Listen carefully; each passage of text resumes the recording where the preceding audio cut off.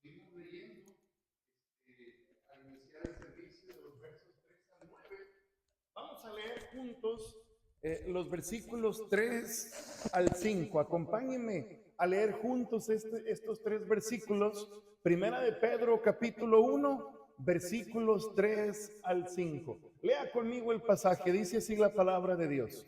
Bendito el Dios y Padre de nuestro Señor Jesucristo, que según su grande misericordia nos hizo renacer para una esperanza viva por la resurrección de Jesucristo de los muertos, para una herencia incorruptible, incontaminada e inmarcesible, reservada en los cielos para vosotros, que sois guardados por el poder de Dios mediante la fe, para alcanzar la salvación que está preparada para ser manifestada en el tiempo postrero. Hermanos, el apóstol Pedro está escribiendo a un grupo de creyentes que no la están pasando bien, hermanos. El apóstol Pedro está escribiendo a un grupo de creyentes que están experimentando, hermanos, frustración, que están experimentando pesar en su vida por las circunstancias que había a su alrededor, hermanos. El emperador en turno, en aquel tiempo, el emperador Nerón, había cometido, hermanos, algunos errores, había ocasionado incendios en la ciudad, hermano, y buscando un culpable. Obviamente él no reconoce su culpabilidad, pero él culpa a los cristianos. Se desata una persecución contra ellos, hermanos. No la están pasando bien los creyentes. Y Pedro les escribe, y hermano, una de las primeras palabras, de las primeras frases que el pueblo de Dios escucha en este momento de dificultad es una alabanza al Señor, hermano. Bendito el Dios y Padre de nuestro Señor Jesucristo. Discúlpeme la expresión que voy a mencionar. ¿Alguna vez usted ha escuchado a alguien, o a lo mejor alguna vez alguien aquí presente ha llegado a expresarse de la siguiente manera: ¡ay, maldita sea! ¿Ha escuchado eso? Espero que no lo haya escuchado no haya salido de su propia boca, pero es una expresión hasta cierto punto común en una sociedad que no comprende a Dios, hermanos. Pedro no está diciendo maldita sea. Pedro está diciendo, hermanos, bendito, bendito el Dios y Padre de nuestro Señor Jesucristo. ¿Quién es el que siempre tiene control de toda circunstancia, hermanos? Dios. Nosotros no. Nosotros a veces no podemos controlar ni nuestra mente, ni nuestra boca, ni nuestras acciones, pero Dios tiene el completo control de todo, hermano. Y aunque el pueblo de Dios la está pasando mal, ¿qué dice Pedro, hermanos? Bendito, bendito el Dios y Padre de nuestro Señor Jesucristo, que según su grande misericordia nos hizo, ¿qué, hermanos? Renacer, ¿para qué? Para una esperanza viva. ¿Cuál es el fundamento de esa esperanza viva? Por la resurrección ¿de quién, hermanos? De Jesucristo de los muertos. Quiero hablarle en este tiempo, hermanos, sobre el tema la verdadera esperanza que tenemos los creyentes por la resurrección de Jesucristo. Hermano, la verdadera esperanza que tenemos los creyentes por la resurrección de Jesucristo. Acompáñenme un momentito en oración, por favor, hermanos. Padre, le agradezco en esta hora por la gran bendición que tenemos de tener en nuestras manos su preciosa palabra. Señor, qué bendecidos somos de tener la Biblia, porque a través de ella podemos tener una fe real, una fe viva. Señor, por su palabra es que escuchando y creyendo recibimos una esperanza viva, una esperanza eficaz, una esperanza inamovible. Y todo, Señor, porque nuestro Salvador resucitó. Le pido, Señor, que en estos minutos podamos prestar mucha atención y podamos gozarnos, Señor, de lo que tenemos, no porque merecemos, por su pura gracia. Por favor, Señor, hable en nuestras vidas. Se lo suplico en el nombre de Cristo. Amén. Amén. Como mencionaba, Pedro está escribiendo a personas que están pasando por situaciones muy difíciles. Personas que están pasando por injusticia, que están en medio de un entorno no agradable. Y hermano, la razón por la cual Pedro les escribe es principalmente buscando animarles, hermanos. Y quiero que presten mucha atención a lo que Pedro menciona. Cuando estamos tratando con una persona que está triste, que está desanimada, que está pasando por algún problema, ¿sabe cuál es la tendencia, hermano? Hablarle de una solución presente. Muchas veces mencionamos palabras como ánimo, todo va a estar bien, todo va a salir bien. Hermano, ¿qué les menciona Pedro a los creyentes buscando animarles?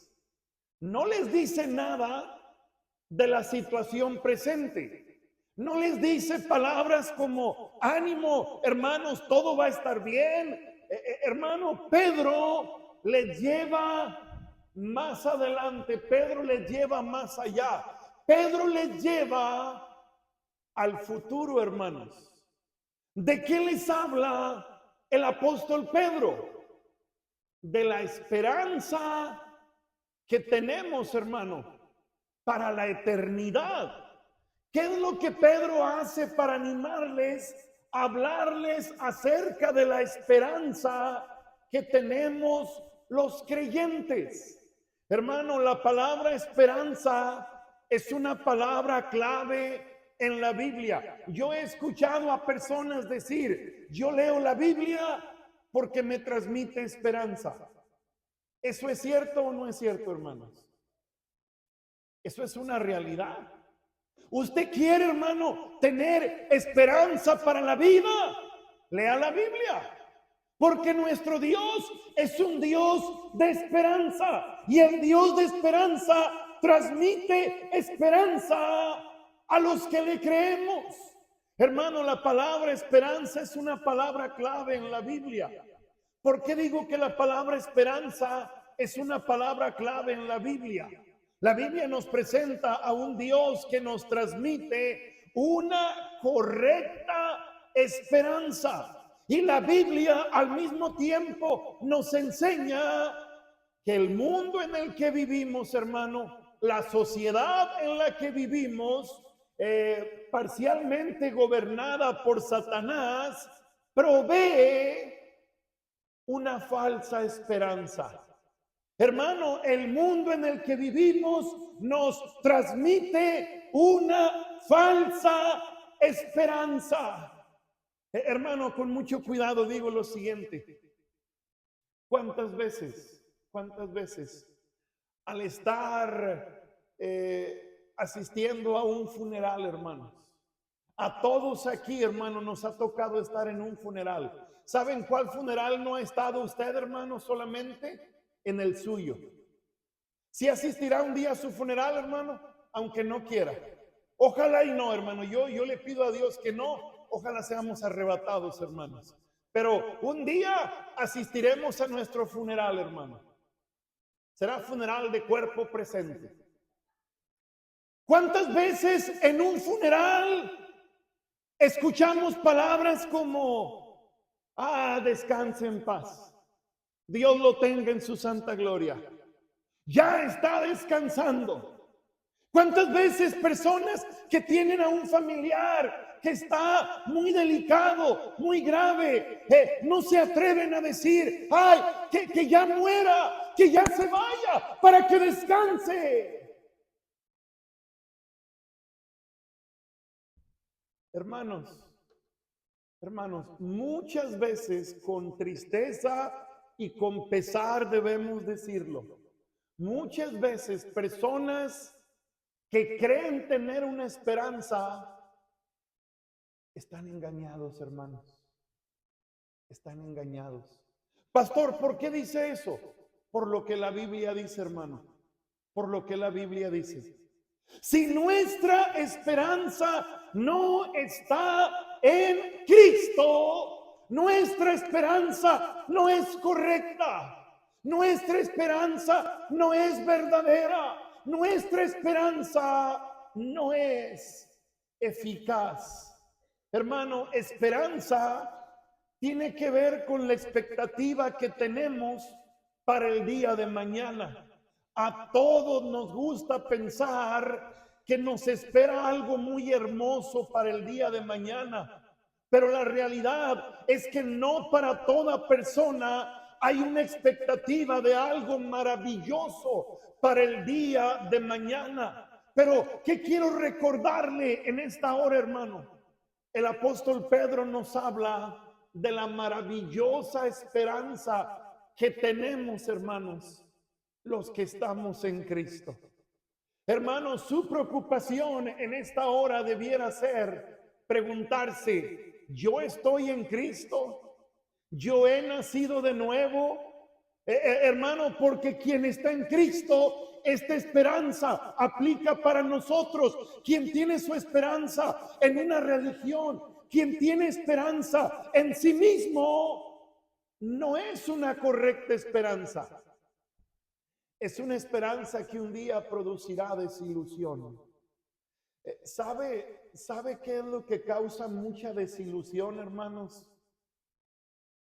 A esposos, a esposas, a padres, a hijos, a personas de la sociedad. ¿Sabe qué es lo que causa mucha desilusión?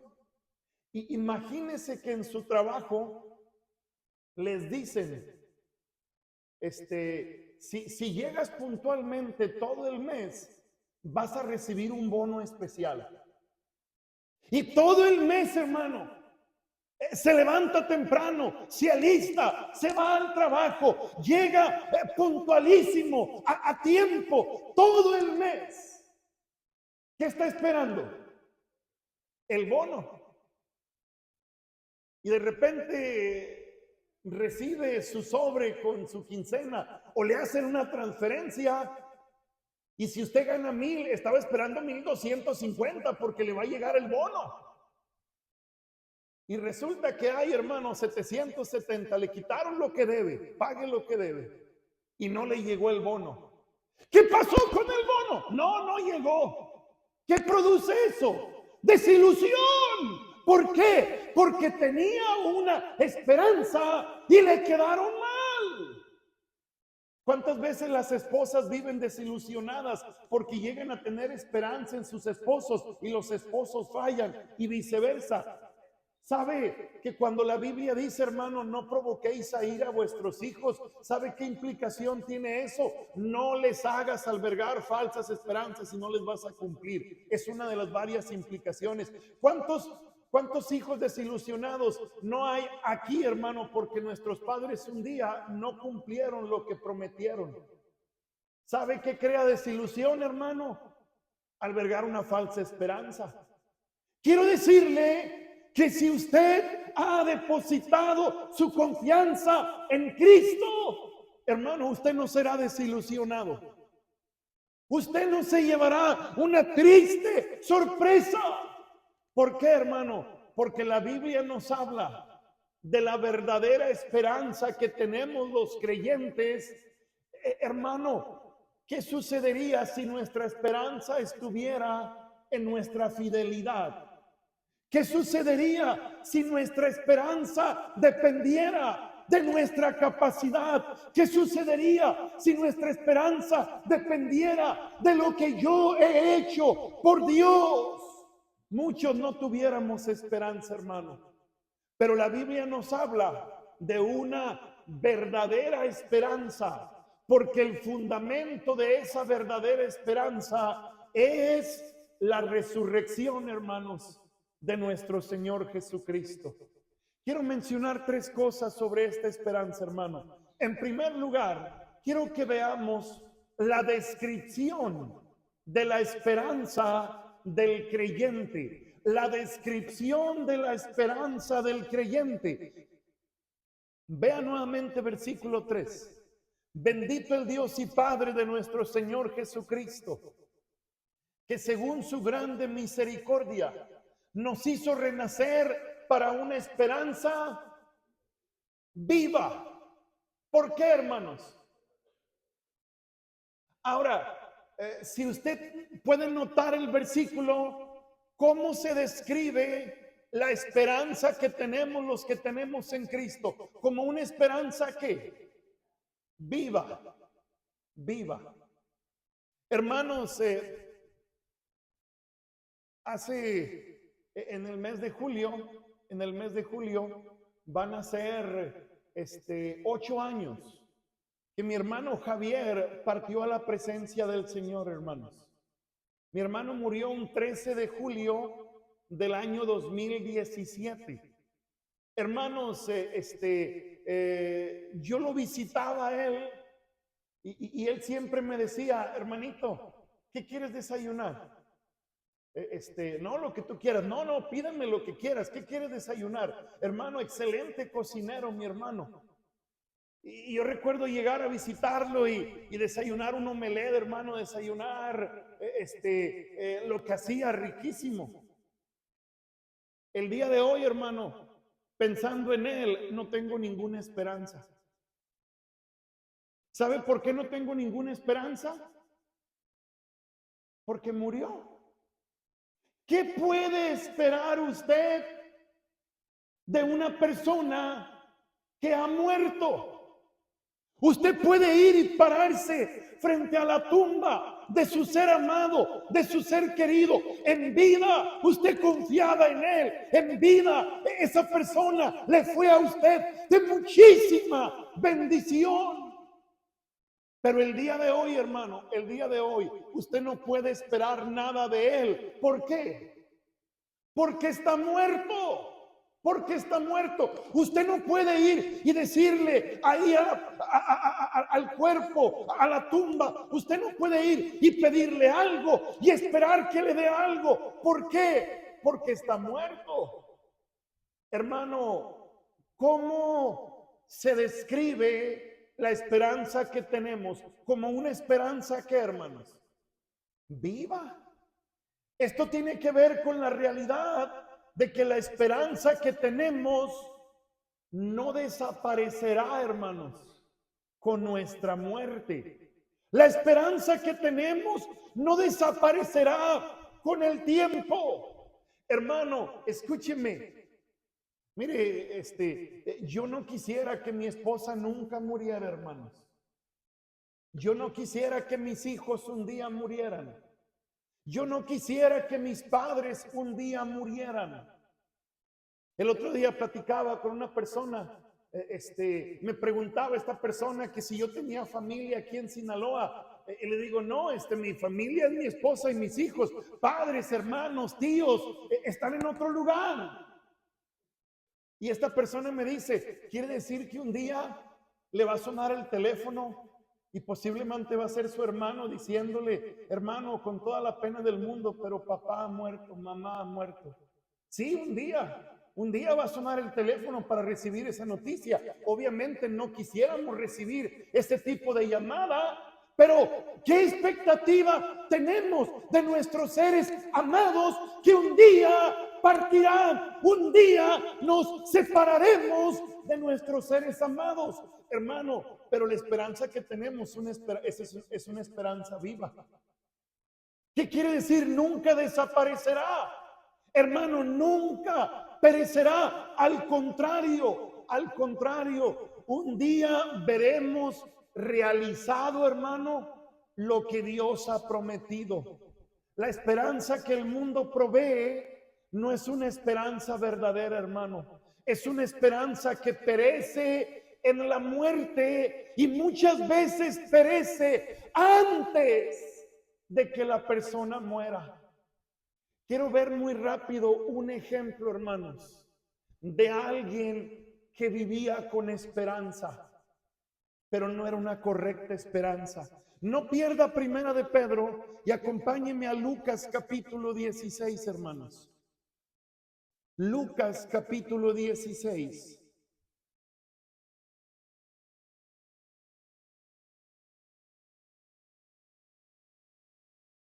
Note lo que dice el versículo 19. Lucas capítulo 16, versículo 19. ¿Estamos ahí, hermanos? Dice la Biblia, había un hombre, ¿qué, hermanos? Ahora, no se nos dice cómo se llamaba, pero se nos dice, ¿sabe qué es lo que se nos dice de él, hermano? Lo que para él fue más importante en vida. Para este hombre, ¿qué fue lo más importante mientras tuvo vida? Lo financiero, lo económico. Y la Biblia nos dice que consiguió su meta, llegó a ser riquísimo. Había un hombre rico. Hermano, ¿cómo se vestía el hombre rico? De púrpura y de lino fino. El día de hoy pudiéramos decir, vestía de diseñador, hermano. Vestía de esas marcas que yo ni sé cuáles son, hermano. De esas ropas, hermano, lujosas. De esas ropas que valen más que hasta mi carrito, yo creo, hermano. Ropa carísima. ¿Y de qué le sirvió? Rico, vestía de púrpura y lino fino. Hacía cada día banquete con qué, hermano. Eso no quiere decir que, hermano, les invito mañana, va a haber fiesta en mi casa. Y usted llega, hermano, y se le da un platito con 4 nachos y 3 gotitas de queso, hermano. Y medio chile jalapeño y diga que le fue bien, hermano. Y medio vasito, hermano, de Tank. Hicieron todo el garrafón con un sobre de Tank, hermano. O sea, agua pintada que no sabe ni a nada, hermanos. Eso no es banquete con esplendidez. ¿Sabe qué quiere decir banquete con esplendidez? Que la gente regresaba a casa rodando de tanto que había comido, hermano. Y de cosas súper suculentas y carísimas. Hermano, para hacer todos los días banquete con esplendidez, creo que se necesita tener más de 20 pesos guardados en el banco, hermano. Se necesita tener muchísimo dinero.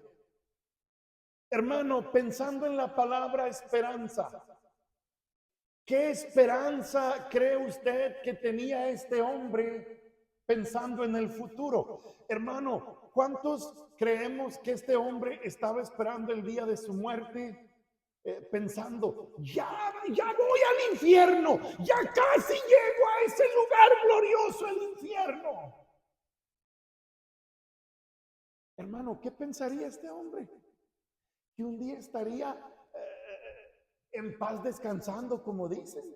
Pero mire lo que dice, hermano, versículo 20. Había también un mendigo llamado Lázaro que estaba echado a la puerta de aquel lleno de llagas y ansiaba saciarse de las migajas que caían de la mesa del rico, y aún los perros venían y le lamían las llagas. Aconteció que murió el mendigo y fue llevado por los ángeles al seno de Abraham. Hermano, ¿por qué fue llevado a la presencia de Dios?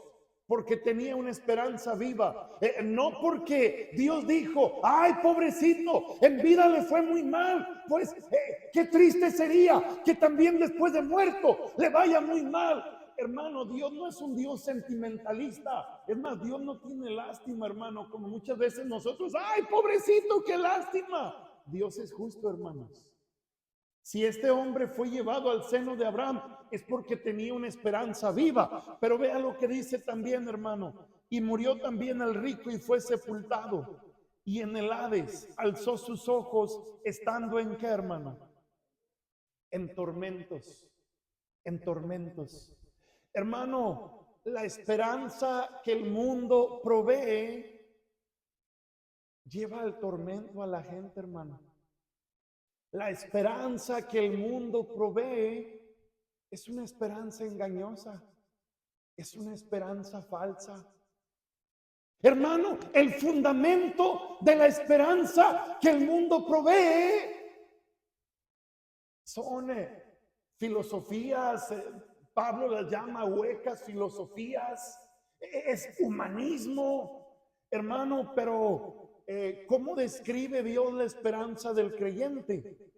Una esperanza viva, una esperanza que no perece. La esperanza viva se hizo posible, ¿por qué, hermanos? Por la resurrección de nuestro Señor Jesucristo. El fundamento de la verdadera esperanza se basa en la realidad de que la esperanza la sostiene un Dios vivo, hermanos. Un Dios vivo. Resurrección tiene que ver con la realidad de que tuvo que morir, pero volvió a la vida. ¿Para qué, hermanos? Para darnos salvación. Mire Romanos capítulo 4. Romanos capítulo 4.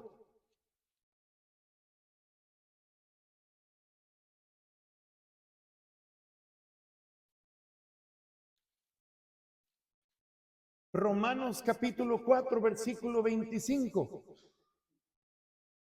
Dice la escritura, el cual fue entregado por nuestras transgresiones y resucitado para nuestra justificación.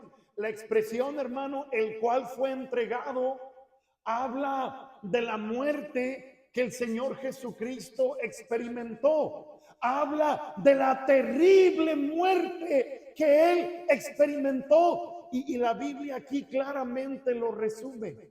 Fue entregado, ¿por qué, hermano? Por nuestras transgresiones. En otras palabras, hermano, fue entregado por nuestro pecado. Fue entregado por nuestra maldad. Primera de Pedro 3:18 dice, el justo por los injustos. Hermano, fue entregado por nuestras transgresiones y dice la Biblia, resucitado para nuestra justificación. ¿Qué dice la escritura, hermano? Como está escrito, no hay justo ni aun uno. Hermano, no hay justo ni aun uno por sus medios. ¿Qué quiere decir Pablo? Nadie puede declararse justo, nadie puede ser justificado por sus medios, por su capacidad, por su religiosidad, por sus acciones. Pero la Biblia dice, hermano, entregado por nuestras transgresiones y resucitado para nuestra justificación. Querido hermano, ¿cómo se describe la esperanza del creyente? Como una esperanza viva, una esperanza viva. Ahora, hermano, una pregunta muy importante. ¿Para quién es esa esperanza, hermanos? ¿Para quién es esa esperanza? Para el creyente, para el cristiano. Ahora, hermanos, si hablamos de la palabra creyente, el día de hoy la palabra creyente no es una palabra muy confiable. ¿Cómo, pastor? Mire, yo le invitaría, hermano, a que hagamos una encuesta. No nos vamos a ir muy lejos. Hagamos una encuesta solo en la colonia Las Vegas. Y vamos, hermano, casa por casa, por toda la colonia, preguntando, ¿es usted creyente?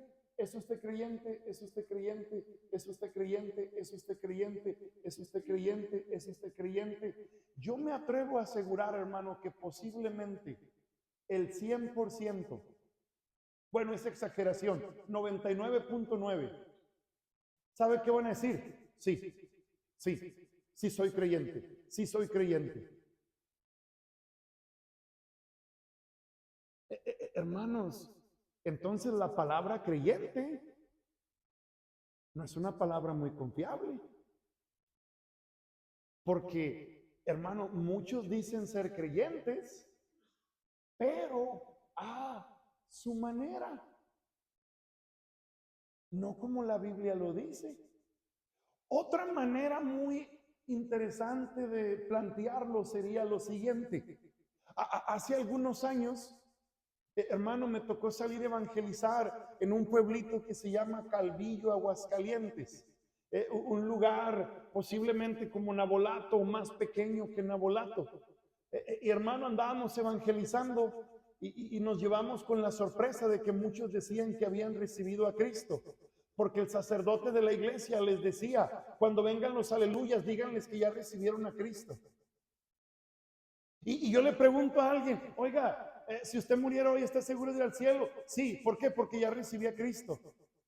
Ah, bueno, excelente. ¿Y cuándo nació de nuevo? ¿Eh? ¿Cuándo nació de nuevo? ¿Eh?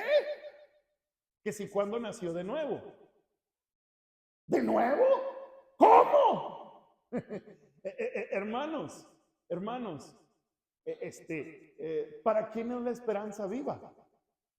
Para quien ha nacido de nuevo.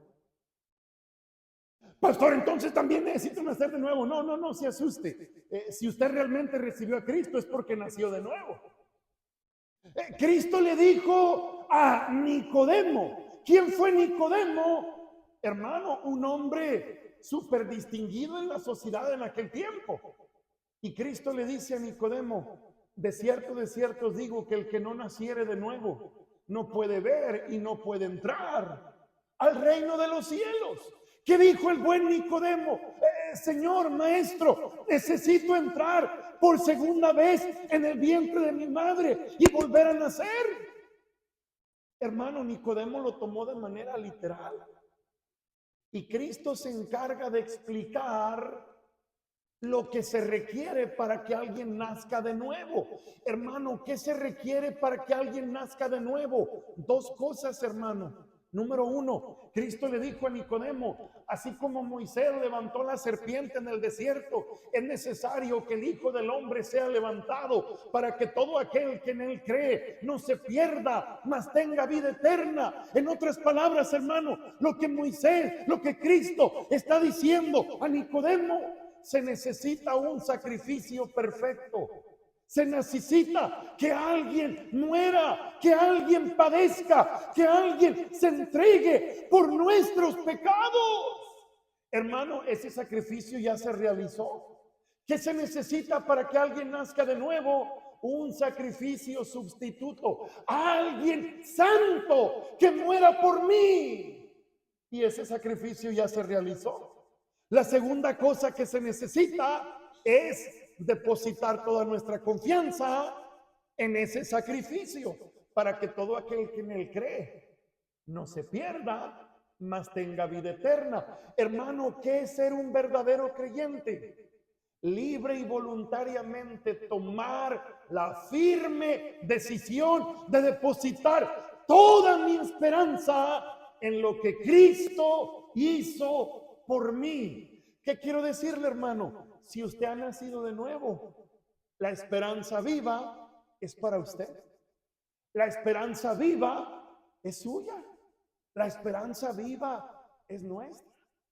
Ahora, mire una segunda verdad, hermano. Regrese a Primera de Pedro, capítulo 3, versículo 4. Primera de Pedro, capítulo 3, versículo 4.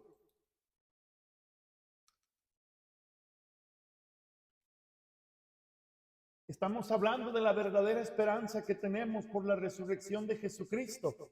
En primer lugar, hemos visto la descripción de la esperanza del creyente. Es una esperanza viva. Ahora, vea versículo 4, hermano. Veamos las primeras palabras solamente. Para una, ¿qué dice, hermanos? Herencia. Para una herencia. En segundo lugar, hermano, Pedro llama a nuestra esperanza una herencia, una herencia. La herencia que nos espera como hijos de Dios es totalmente diferente a cualquier tipo de herencia terrenal, hermanos. Una pregunta, hermanos, si usted quiere contestar está bien, si no, no hay problema. ¿Alguien aquí, hermanos, en alguna ocasión ha recibido una herencia? ¿Alguien aquí ha recibido herencia?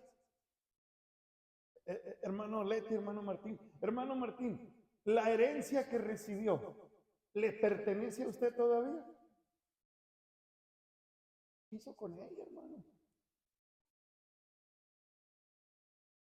Un día oiga, hermano, no sé, la hermana Angélica no se casó con usted por toda la herencia que recibió.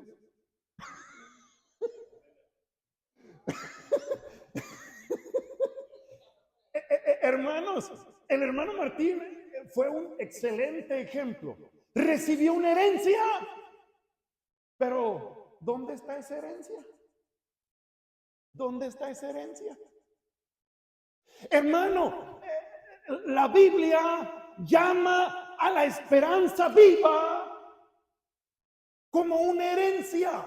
Ahora, una herencia diferente a cualquier tipo de herencia.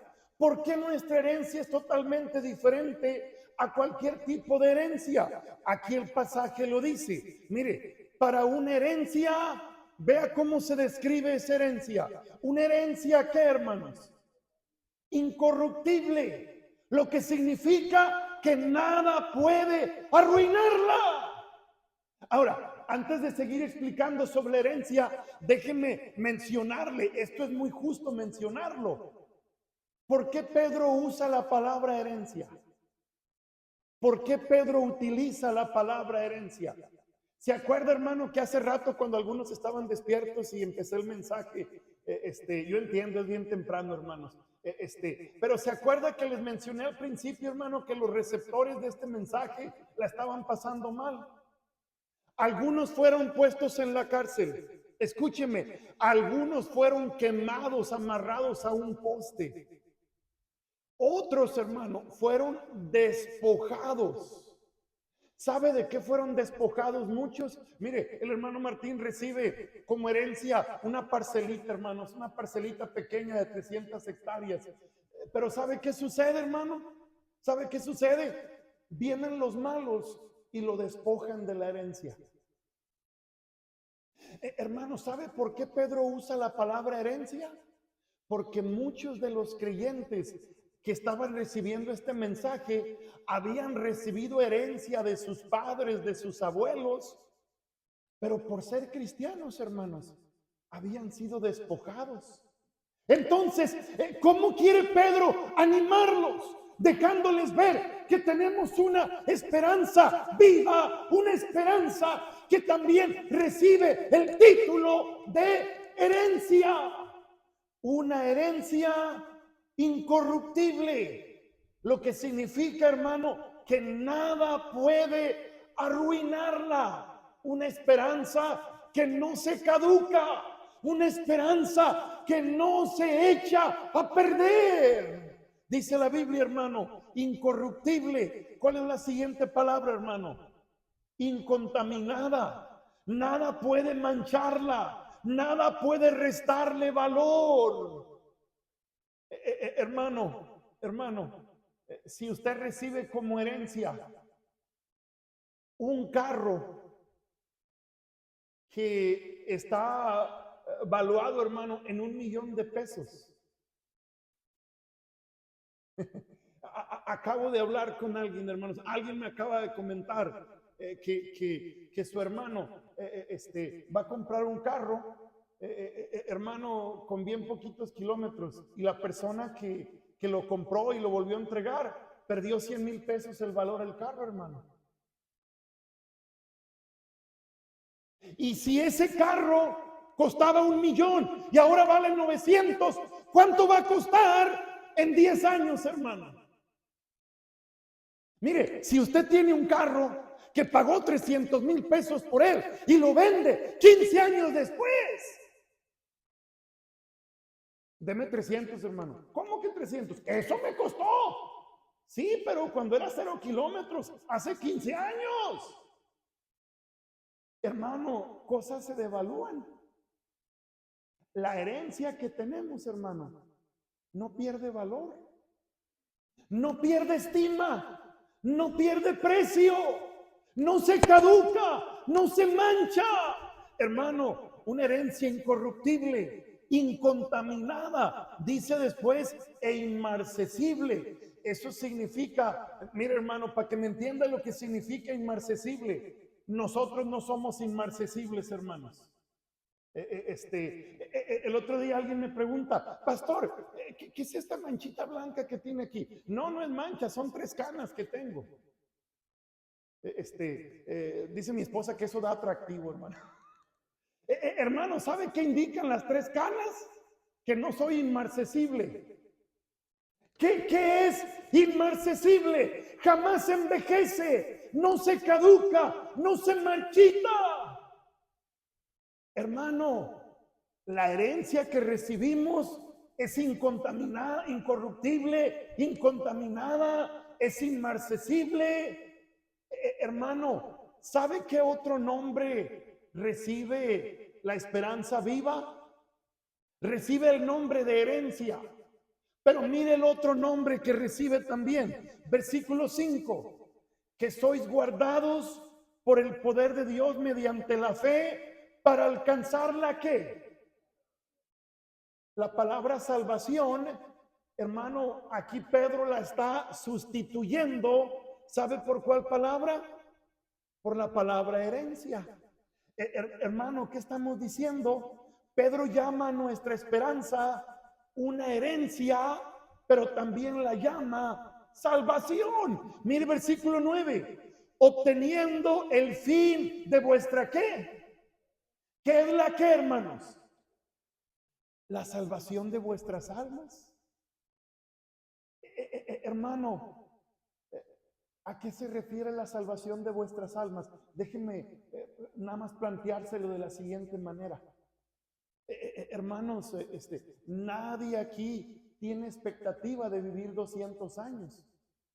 Bueno, ¿qué 200? 100, hermanos. ¿Alguien aquí está segurísimo que va a vivir 100 años? Yo estoy segurísimo de que quisiera vivirlos, pero no estoy seguro de que los vaya a vivir. Hermano, no sé si voy a llegar a 50. Es más, ya si llego al 44 va a ser ganancia. Hermanos,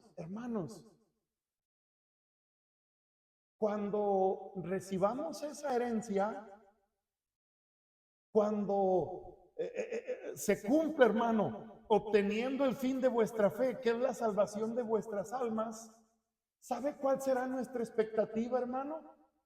Ya nunca morir, ya nunca enfermar. Hermano, no tenemos que preocuparnos en la eternidad por cremitas, por nada de eso, porque ya no seremos inmarcesibles, hermanos. Ya no habrá nada que se caduque, nada que envejezca. Hermano, qué tremenda esperanza la que tenemos. Qué tremenda esperanza la que tenemos. ¿Qué nos enseña Pedro, hermano? En primer lugar, la descripción de la esperanza del creyente, una esperanza viva. En segundo lugar, Pedro llama a nuestra esperanza una herencia. Y mira, hermano, una tercera y última cosa. Versículo 5. Versículo 5. Dice la Biblia que sois, ¿qué, hermanos? Guardados por el poder de Dios mediante la fe para alcanzar la salvación que está preparada para ser manifestada en el tiempo postrero. Hermano, dice la Biblia que sois guardados, por el poder de Dios mediante la fe. Hermano, lo que Pedro enseña es que por la esperanza que tenemos, somos guardados, hermanos, somos guardados para la gloria de Dios. En Mateo 10, no tiene que buscarlo. En Mateo 10, si mal no recuerdo, versículo 28, Cristo dice, y no temáis, y no temáis a los que matan el cuerpo, mas el alma no pueden destruir, mas al alma no pueden hacerle daño. Hermano, por la esperanza que tenemos, somos guardados para la gloria de Dios. Podemos estar pasando por un sinfín de dificultades, pero debemos confiar que Dios nos guarda por su poder para estar un día en su presencia. Hermano, las tensiones, las luchas, las batallas que podemos estar experimentando, hermano, afectan nuestro físico, afectan nuestro cuerpo. Hermano, pero dice la Biblia, aunque el hombre exterior se va desgastando, aunque el hombre exterior un día perecerá, ¿qué pasa con el hombre interior, hermano? Se va renovando. Hermano, las batallas, las luchas, las tribulaciones, las situaciones difíciles que pasamos, no nos pueden destruir, hermano. Sí nos pueden afligir si lo permitimos. Sí nos pueden afectar si lo permitimos. Pero mi querido hermano, por la esperanza que tenemos, somos guardados, hermano, para la gloria de Dios. Somos guardados para estar un día en su presencia. Hermano, quiero llevarle a pensar en lo siguiente. Nuestra esperanza no es por nuestro mérito. Nuestra esperanza no es por nuestro mérito. Nuestra esperanza no es porque nos ganamos la esperanza. Hermano, todo es porque Cristo murió y resucitó. Todo es porque Cristo pagó por nuestros pecados y venció la muerte con poder. Hermano, qué bendecidos somos. Qué bendecidos somos de tener una esperanza viva. Qué bendecidos somos de esperar en un Dios vivo, en un Dios vivo. Querido hermano, como creyentes, debiéramos tener ánimo, debiéramos esforzarnos por seguir adelante, por la esperanza que tenemos para el día de mañana. Vuelvo a mencionar lo siguiente, hermano, Pedro, sabiendo de la situación que pasaban los hermanos, no les dice nada, no les dice nada para tratar de animarles en el día presente que estaban viviendo. No les dice, miren, no se preocupen, Nerón va a cambiar. Miren, no se preocupen, les van a regresar su tierrita. Hermano, no les motiva con cosas terrenales. ¿Con qué trata de motivarles el apóstol Pedro, hermano? Con la esperanza viva que tenemos para el día de mañana. ¿Sabe qué nos debe llevar a reflexionar esto, hermano? Si usted está seguro de que es salvo, hermano, usted no tiene derecho a desanimarse. Se desanima porque quiere. Se desanima porque quita su mirada de Dios, hermano. Porque pone su mirada en el problema. Hermano, no estamos pasando ni por poquito lo que estaban pasando estos hermanos. ¿Cuál era la esperanza para ellos? ¿Cuál era la solución para lo que estaban viviendo? ¿Y cuál debe ser la solución para nosotros? Sin importar lo que podamos estar pasando, hermano, debiéramos estar animados. ¿Por qué? Tenemos una esperanza viva. Una esperanza viva. Una esperanza que no será quitada, que no envejecerá, que no se caducará. Y porque tenemos esa esperanza, somos guardados, hermanos, por el poder de Dios. Nada es porque lo merezco, hermano. Todo es por gracia, por gracia. Vamos a ponernos de pie, mis hermanos. Padre, le damos muchas gracias en esta hora por darnos la valiosa oportunidad de poder llegar a su presencia.